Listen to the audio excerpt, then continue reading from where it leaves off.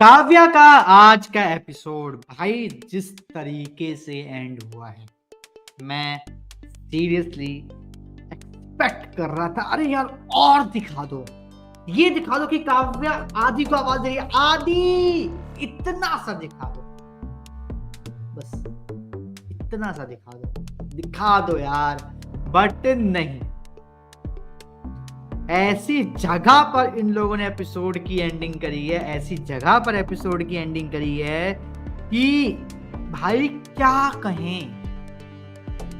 मतलब सीरियसली बंदा ना ऐसे था कि अरे अब होगा, बिल्कुल ऐसे उठ के आ चुका था अपनी सीट्स पर कि अब होगा। लेकिन अब कल और परसों का एपिसोड हमें यही सब देखने को मिलेगा, कैसे काव्या बचाती है आदि की माँ को, क्या करती है क्या नहीं करती, तो इसका जो राधिका है उसका सच कैसे सामने आता है, ये सब हमें देखने को मिलेगा। सीरियसली यार मैं मान लिया क्या आज के एपिसोड को इन लोगों ने स्टोरी वाइज डायरेक्ट करके क्लिफ हैंगर पे छोड़ा है भाई, सीरियसली। और उसी क्लिफ हैंगर के साथ हमारा जो छोटा भाई था गुज्जू, वो भी आ चुके हैं। गुज्जू का क्या सीन है, ये सीन है इनका भाई साहब का, अगर आपको याद हो तो भाई एक हफ्ते पहले इन भाई साहब ने मुझे अगवा कर लिया था, उठा के ले गए, बंद कर दिया था। अब इनको पुलिस वाले उठा के ले गए थे। अब छोड़ा भाई साहब को, तो अभी थोड़े से शांत हैं, ठीक है, थोड़ा सा इनको गिल्ट फील हो रहा है, तो इनकी वजह सुन लेते हैं। हेलो एवरीवन, सॉरी वो मैंने कुछ ज़्यादा ही कर दिया रजत के साथ, और जो मेरा हाल किया गया है आखिरी हफ्ते में, उसका दर्द आज भी है। आज भी मेरी पीठ में दर्द होता है, मेरी पीठ में निशान है। चिल्ला चिल्ला के मेरा गला बैठ गया है, आवाज़ भी ढंग से नहीं निकल रही। 2 दिनों से इतना मैंने अपने गले को सही करने की कोशिश की, तब जाके इतनी आवाज़ निकल रही है, वरना नहीं निकलती मेरी आज। अगर आवाज़ आज ही आता तो मैं, इसलिए आप सभी से मैं ये बोलना चाहता हूँ कि प्लीज़ मुझे माफ़ कर दो, और आगे से ऐसी कोई भी गलती या चालाकी मैं नहीं करूँगा, प्लीज़। और अर्शद को भी बोलो कि वो गुस्सा ना हो, प्लीज़ अपने साथ मुझे रिव्यू में लिया करे। मुझे अच्छा लगता है ये शो। जब मैं अंदर पिट रहा था तो वो लोग यही शो दिखा दिखा के मुझे पीट रहे थे, बोल रहे थे ये देख तो इसी शो की वजह से ये सब कर रहा था ना, देख अब तो ये पूरा शो। उधर एक सीन देखने को मिलता जब धड़ाम से एक ठंडा पीठ पे पड़ता। सो प्लीज़ मुझे माफ़ कर दीजिए, और कुछ दिनों बाद मैं फिर से अपने ओरिजिनल फॉर्म में आऊँगा, जहाँ पे मैं भी बातें करूँगा आपसे। तब तक के लिए आप रजत को देखिए और उसका रिव्यू सुनिए। तो अब मैं बोलता हूँ, ठीक है, हो गया होगा। तो भाई देखो, अब कुछ भाई साहब की माफ़ी आपको एक्सेप्ट करनी है नहीं करनी, कमेंट करके ज़रूर बता देना। बस ये माफ़ी मांगने थे, थोड़ा थोड़ा ये करके अभी धीरे धीरे आएंगे तो इनको थोड़ा सा होगा। तो अभी इनको मैं भेजता हूँ वापस, अपने रिव्यू पे आते हैं। अब आज के एपिसोड की स्टार्टिंग बताऊँ तो मतलब ये था कि हाँ चलो, जो चीज़ चल रही है ओके फाइन, चल रहा चलने,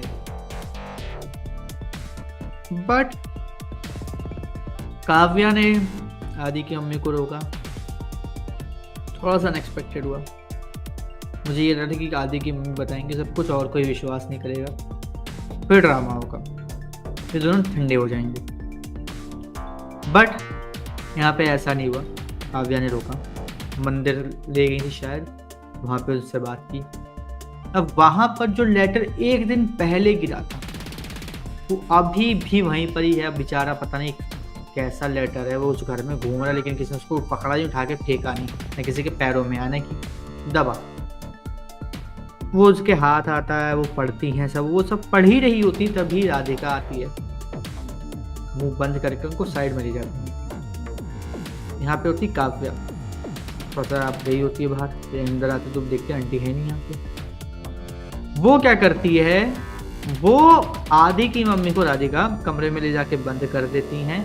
लेकिन भाई साहब वो बंद करें उससे पहले क्या होता है, छीना झपटी में, क्योंकि वो बोलती है मैं जाके सबको सच बता दूंगी, और वो बोलती है कि नहीं नहीं बता पाओगे, तो राधिका के हाथों से धक्का लग जाता है या धक्का दिया जानकर, मुझे तो समझ में नहीं आया सीन प्रॉपरली, बट आदि की मम्मी गिर जाते हैं, उनका जो सर होता है वो टेबल पे लड़ता है और उनके सर से थोड़ा सा वो निकल आता है और वो बेहोश हो जाती हैं। बस राधिका को यही चाहिए था कि वो शांत रहे, हाथ पैर मुंह सब बांध के छोड़ के चली जाती है, वो बह रहा है। गेट बाहर से बंद करके ताला लगा के चाबी अपने पास, वो आ रही होती है, तभी राधिका की बहन यानी कि मम्मी की वाइफ जो है वो मिल जाती है, और तभी काव्य एकदम से तेजी से आके भिड़ जाती है और राधिका के हाथों से गिरती है चाबी कमरे की।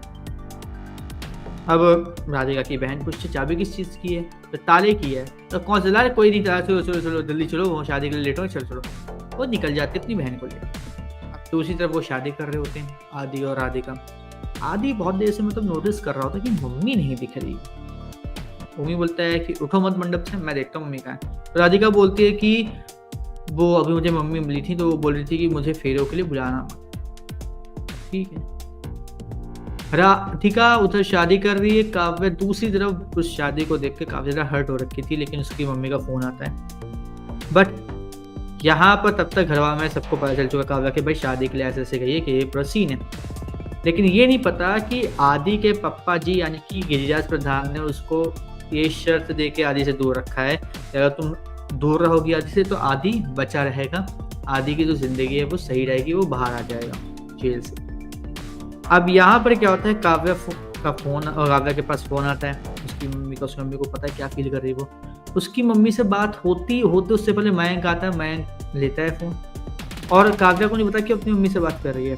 मयंक सब सुन रहा होता है और काव्य को लगता है कि अपनी मम्मी से बात कर रही है। मयंक टूट जाता है अपनी बहन की बातें सुनकर, वो लिटरली ऐसे एकदम से बैठता है ना कि लगता है कि यार है कुछ बड़ा हुआ है। उसके बाद आदि की जो शादी हो रही होती है, उधर फेरे चल रहे होते हैं, काव्य इधर रो रही होती है, मयंक भी अपने घर में रो रहा होता है। फिर वो एकदम से उठता है तो अपनी बहन का साथ देने के लिए भागता है।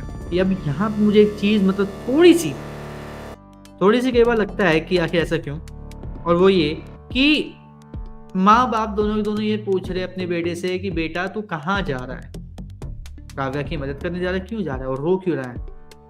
अगर ऐसा कुछ होता है तो चलो पप्पा जी ना सही, मम्मी जी को तो अपने बेटे के साथ बिना कुछ कहे सुने चले जाना चाहिए वो जहाँ जा रहा है, क्योंकि काव्या से बात हुई थी, इसका मतलब वो काव्या के पास ही जा रहा होगा। और ये ओवरऑल बता रहा हूँ, रियल लाइफ के भी उसमें बता रहा हूँ कि ऐसा होना चाहिए। क्योंकि एक बात है जो भाई साहब हर कोई मानेगा कि कोई लड़का कोई रोता नहीं है जल्दी घर वालों के सामने या फिर किसी के भी सामने, और अगर वो रो रहा है और कहीं जाने की बात है तो उसके साथ चले जाओ चुपचाप से, पूछो मत। यहाँ पे वो अपनी बहन की बातों को सुनकर रो रहा है तो ये ऑब्वियस था कि काव्य से रिलेटेड ही कुछ बात है। ठीक है ना, सही वो जाने मतलब गए, लेकिन यहाँ पे बहुत ज्यादा प्रेशर डाला और एंड में मयंक से पूछ लिया बताओ क्या बात है। तो मयंक ने गुस्से में आके अपनी बहन के पास जाना, तो वो लेट हो रहा था, बोल दिया कि गिरिराज ने शर्त रखी थी काव्या के सामने कि अगर वो आदि को छोड़ देगी तो वो आदि को बाहर निकाल लेगा। इसकी वजह से वो आदि से दूर थी, इसकी वजह से उसने आदि को छोड़ा, वरना वो आदि को कभी नहीं छोड़ती, वो आदि से बहुत ज्यादा प्यार करती है। ये सुनकर उसकी मम्मी के भाई साहब रोंगटे खड़े हो गए, ये क्या बता दिया तुमने। उसके पापा अलग शौक में चले गए। अब यहाँ पे काव्या की मम्मी का टेक ये हुआ कि चल मैं भी चल रही हूँ तेरे से, और अब चाहे गिरिराज प्रधान है या फिर राजीव, ठीक है राजीव बंसा, तब उनके पति और काव्या और मयंक के पापा, मैं उन सबसे लड़ रहूँगी अपनी बेटी की खुशी के लिए।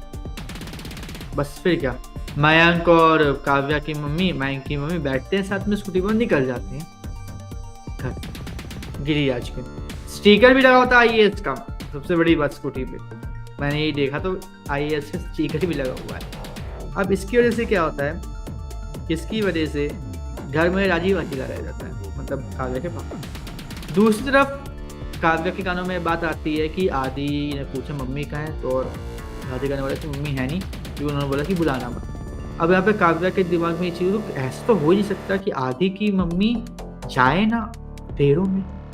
वो तुरंत दिमाग दौड़ाती देखती कि अरे राधिका की जो हाथ थी जब वो भिड़ी थी उसके हाथों से एक चाबी गिरी थी।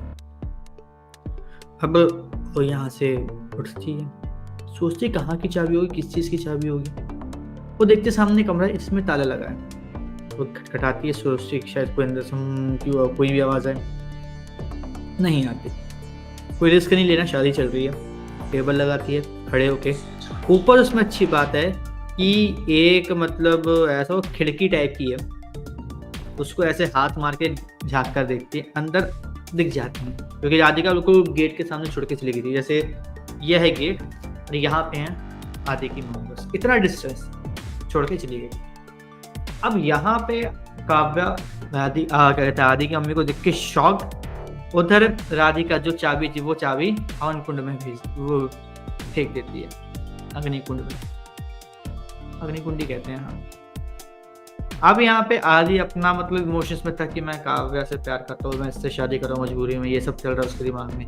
काव्या आदि की मम्मी को देख रही है, राधिका ने चाबी फेंक दी, बस राधिका खुश। अब तो भाई कुछ भी हो जाए, मेरी तो आदि से शादी हो ही रही है, फेरे हो ही रहे हैं। काव्या दुखी कि मम्मी यहाँ पे कैसे बंद किया, किसने बंद किया, राधिका ने बंद किया।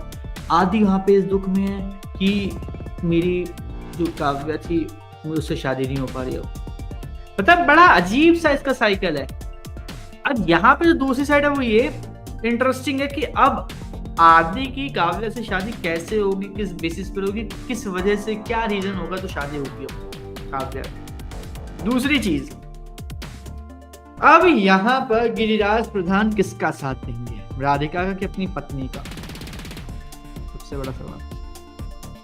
तीसरी चीज,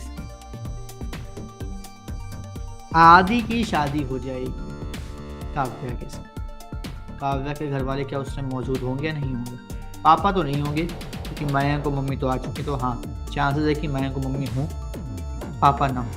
बट जब पापा को पता चलेगा कि काव्या की शादी हो गई है आदि से, तो क्या होगा, तो अभी भी आदि के खिलाफ है, प्रॉपर आदि के खिलाफ।